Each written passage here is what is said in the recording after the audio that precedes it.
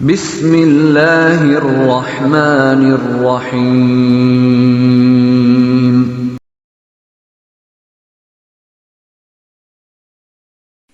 السلام علیکم ورحمۃ اللہ وبرکاتہ۔ حامدا ومصلیا ومسلما اما بعد، عن ابی ہریرہ رضی اللہ تعالی عنہ قال قال رسول اللہ صلی اللہ علیہ وسلم: من قام رمضان ایمانا واحتسابا غفر له ما تقدم من ذنبه۔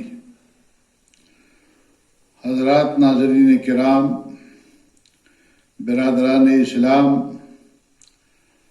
آج کے درس کا موضوع ہے صلاۃ تراویح کے فضائل اور اس کے بعد احکام و مسائل۔ برادران اسلام، آج کے اس درس میں نماز تراویح کے فضائل و احکام بیان کیے جائیں گے۔ اللہ تعالیٰ آپ سبھی حضرات کو سننے سمجھنے اور ہم سب کو عمل کی توفیق سے نوازے، آمین۔ تراویح، قیام اللیل اور تہجد دراصل ایک ہی نماز کے مختلف نام ہیں۔ اسی نماز کو رمضان کے علاوہ مہینوں میں قیام اللیل اور تہجد کہا جاتا ہے، اور یہ نماز دوسرے مہینوں میں رات کے پچھلے پہر میں پڑھی جاتی ہے، جبکہ رمضان المبارک میں اسے تراویح کہا جاتا ہے، اور یہ نماز بالعموم عشاء کے بعد فوراً پڑھی جاتی ہے۔ ویسے یہ نماز رات کے اول، اوسط، آخر تمام حصوں میں پڑھی جا سکتی ہے۔ یہ نفل نماز ہے، اور نفل نمازوں میں اسے بڑی فضیلت حاصل ہے۔ اس لیے اللہ تعالیٰ نے اپنے بندوں کو اس عبادت کی ترغیب مختلف طریقوں سے دی ہے۔ چنانچہ قرآن کریم کے ایک مقام پر اپنے نیک اور محبوب بندوں کی صفات حسنہ بیان کرتے ہوئے اللہ تعالیٰ نے ارشاد فرمایا: وَالَّذِينَ يَبِيتُونَ لِرَبِّهِمْ سُجَّدًا وَقِيَامًا، اور جو اپنے رب کے سامنے سجدے اور قیام کرتے ہوئے راتیں گزار دیتے ہیں۔ اور دوسری جگہ اہل ایمان کی نیک خصلتوں اور اچھی عادتوں کا بیان کرتے ہوئے اللہ تعالیٰ نے ارشاد فرمایا: تتجافى جنوبهم عن المضاجع يدعون ربهم خوفا وطمعا، ان کی کروٹیں اپنے بستروں سے الگ رہتی ہیں، اور وہ اپنے رب کو خوف اور امید کے ساتھ پکارتے ہیں۔ ایک اور مقام پر اللہ رب العالمین نے فرمایا: وَبِالْأَسْحَارِ هُمْ يَسْتَغْفِرُونَ، یعنی وہ لوگ رات کے پچھلے پہر اللہ سے استغفار کرتے ہیں۔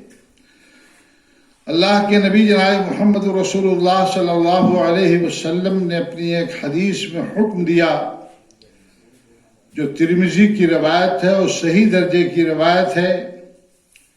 آپ نے فرمایا کہ ایھا الناس افشوا السلام واطعموا الطعام وصلوا الارحام وصلوا باللیل والناس نیام، کہ لوگوں سلام کو پھیلاؤ، کھانا کھلاؤ، صلہ رحمی کرو، اور رات میں جب لوگ محو خواب ہوں تو تم نماز پڑھو۔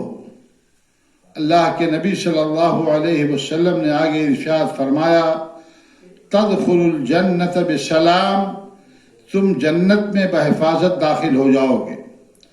اور خاص طور پر رمضان کے مہینے میں اس نماز کی فضیلت کے سلسلے میں اللہ کے رسول صلی اللہ علیہ وسلم نے مسلمانوں کو ترغیب دلاتے ہوئے فرمایا کہ من قام رمضان ایمانا واحتسابا غفر له ما تقدم من ذنبه، جس شخص نے ایمان کے ساتھ اور اجر و ثواب کی امید کرتے ہوئے رمضان میں قیام کیا، یعنی تراویح کی نماز پڑھی، تو اس کے پچھلے گناہ معاف کر دیے جائیں گے۔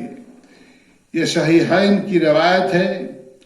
اسی طریقے سے صحیح ابن خزیمہ اور صحیح ابن حبان میں صحیح سند کے ساتھ حضرت عمرو بن مرہ الجہنی رضی اللہ تعالی عنہ سے مروی ہے کہ قضاء کا ایک شخص اللہ کے نبی صلی اللہ علیہ وسلم کی خدمت میں حاضر ہوا اور اس نے عرض کیا کہ یا رسول اللہ، آپ مجھے بتائیے کہ اگر میں یہ گواہی دوں کہ اللہ کے علاوہ کوئی سچا معبود نہیں اور آپ بلا شبہ اللہ کے رسول ہیں، اور 5 وقت کی نمازیں پڑھوں، رمضان کے مہینے کا روزہ رکھوں، رمضان میں قیام کروں اور زکوٰۃ ادا کروں، تو مجھے کیا ثواب ملے گا؟ نبی کریم صلی اللہ علیہ وسلم نے ارشاد فرمایا کہ جس شخص کا انتقال ان اعمال پر ہوگا تو وہ صدیقین اور شہداء کے ساتھ ہوگا۔ اس حدیث میں بعض ارکان ایمان کے ساتھ، ارکان اسلام کے ساتھ قیام رمضان کا بھی ذکر ہوا ہے۔ گرچہ تراویح کی نماز تنہا پڑھنی بھی جائز ہے، مگر اسے باجماعت ادا کرنا تنہا پڑھنے سے افضل ہے، اس لیے کہ اللہ کے رسول صلی اللہ علیہ وسلم نے اسے باجماعت پڑھائی ہے اور باجماعت پڑھنے کی ترغیب بھی اور اس کی فضیلت بھی اپنی زبان مبارک سے بیان فرمائی ہے۔ چنانچہ حضرت ابو ذر غفاری رضی اللہ تعالی عنہ سے مروی ہے کہ ہم نے اللہ کے رسول صلی اللہ علیہ وسلم کے ساتھ رمضان کا روزہ رکھا، لیکن آپ نے تقریباً مہینہ بھر تراویح کی نماز نہ پڑھائی۔ البتہ جب رمضان کے 7 دن باقی رہ گئے، یعنی 23ویں شب کو، تو آپ نے ہمیں 1/3 رات تک قیام اللیل پڑھائی، اور جب 6 راتیں باقی رہ گئیں، یعنی 24ویں شب کو، تو آپ صلی اللہ علیہ وسلم نے ہمیں تراویح کی نماز نہیں پڑھائی، اور جب 5 راتیں باقی بچیں، یعنی 25ویں رات کو، تو اللہ کے نبی صلی اللہ علیہ وسلم نے ہمیں آدھی رات تک قیام اللیل پڑھایا۔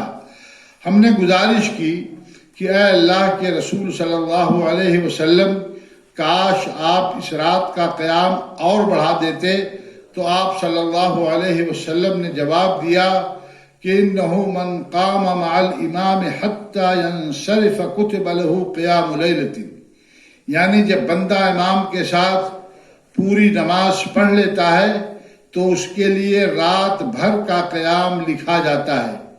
پھر جب 4 راتیں باقی رہ گئیں، یعنی 26ویں رات، تو آپ صلی اللہ علیہ وسلم نے پھر قیام اللیل نہ پڑھائی، اور جب 3 راتیں باقی بچیں، یعنی 27ویں رات کو، تو آپ صلی اللہ علیہ وسلم نے اپنے اہل خانہ کو، ازواج مطہرات کو اور تمام لوگوں کو جمع کیا اور ہمیں قیام اللیل پڑھائی، اور قیام اس قدر لمبا کیا کہ ہمیں فلاح کے فوت ہونے کا اندیشہ لاحق ہو گیا۔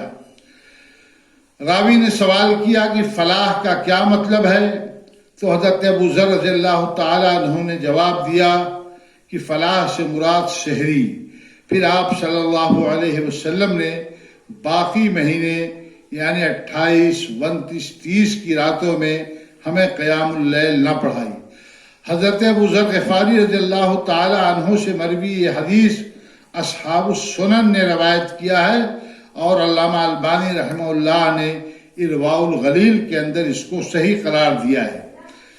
صحیح حدیثوں سے قیام اللیل یا تراویح وتر سمیت 11 رکعت ثابت ہے، 8 رکعت تراویح اور 3 رکعت وتر، جیسا کہ صحیحین میں ہے کہ حضرت عائشہ صدیقہ رضی اللہ تعالی عنہا سے سوال کیا گیا کہ رسول اللہ صلی اللہ علیہ وسلم رمضان میں تراویح کتنی رکعت پڑھتے تھے؟ تو انہوں نے جواب دیا کہ ما کان رسول اللہ صلی اللہ علیہ وسلم یزید فی رمضان ولا فی غیرہ علی 11 رکعتا۔ یہ بخاری مسلم کی روایت ہے کہ آپ صلی اللہ علیہ وسلم رمضان اور رمضان کے علاوہ باقی دنوں میں 11 رکعت سے زیادہ نہیں پڑھتے تھے۔ تراویح کی نماز میں کسی خاص صورت کا پڑھنا یا کسی خاص صورتوں یا متعین آیتوں کے پڑھنے کا ذکر حدیثوں میں نہیں ملتا ہے، تاہم متعدد روایتوں سے اور آثار صحابہ سے یہ پتہ چلتا ہے کہ اس نماز کی قرأت لمبی ہونی چاہیے تاکہ قیام دیر تک ہو سکے۔ اس لیے امام کو چاہیے کہ اگر مقتدیوں کے تھکنے یا اکتانے کا اندیشہ نہ ہو تو وہ قرأت لمبی کریں، اس لیے کہ تراویح میں طول قیام افضل ہے۔ بعض مساجد کے ائمہ قرأت میں بڑی جلد بازی کا مظاہرہ کرتے ہیں، یہاں تک کہ کلمات سمجھ میں نہیں آتے، صرف یعلمون تعلمون سنائی دیتا ہے۔ یہ طریقہ نہ یہ کہ سنت کے خلاف ہے بلکہ اس سے قرآن کے استہزاء کا پہلو بھی نکلتا ہے۔ اس لیے ائمہ کرام کو چاہیے کہ جتنا بھی پڑھیں ٹھہر ٹھہر کر کے صاف صاف اور اطمینان سے پڑھیں۔ خواتین بھی تراویح کی نماز باجماعت میں شریک ہو سکتی ہیں بشرطے کہ مسجدوں میں ان کے لیے علیحدہ انتظام ہو اور وہ شرعی حجاب اور اسلامی آداب و اخلاق کا لحاظ کرتے ہوئے سادگی اور وقار کے ساتھ مسجدوں میں آئیں۔ اگر عورتیں علیحدہ جماعت کرنا چاہیں تو اس میں بھی کوئی حرج نہیں ہے، کوئی پڑھی لکھی عورت ان کی امامت کرا سکتی ہے۔ مخصوص حالات میں مرد بھی تنہا عورتوں کی جماعت کی امامت کر سکتے ہیں، جیسا کہ طبرانی اور مسند ابو یعلا میں مروی ہے کہ حضرت ابی بن کعب رضی اللہ تعالی عنہ نے اپنے خاندان کے خواتین کی امامت کرائی تھی۔ وطر سے فارغ ہونے کے بعد بلند آواز سے 3 بار سبحان الملک القدوس کہنا مسنون ہے۔ تیسری مرتبہ اس دعا کا آخری حصہ کھینچ کر کہنا چاہیے۔ اللہ تعالیٰ تمام مسلمانوں کو تراویح اور قیام اللیل کی توفیق بخشے اور اس کے اجر و ثواب سے ہم سب کو بہرہ ور فرمائے، آمین۔ وآخر دعوانا ان الحمد للہ رب العالمین، والسلام علیکم ورحمۃ اللہ وبرکاتہ۔